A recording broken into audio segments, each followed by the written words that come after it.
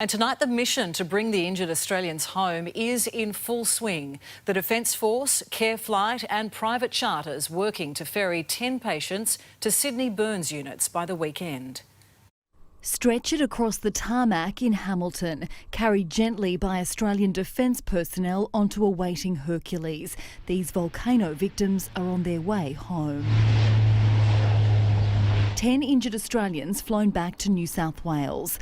An extensive repatriation operation involving military planes, private aircrafts and air ambulances. We'll have, within the next 24 hours, only one Australian who will remain hospitalised in New Zealand.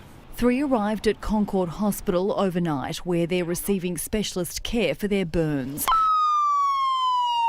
One victim flown to the Alfred Hospital in Melbourne. Others are in the air tonight, including 2 patients on board this Care Flight jet, which left Sydney this morning bound for Hutt Hospital. And with us today on this mission we have a critical care retrieval doctor and another senior flight nurse.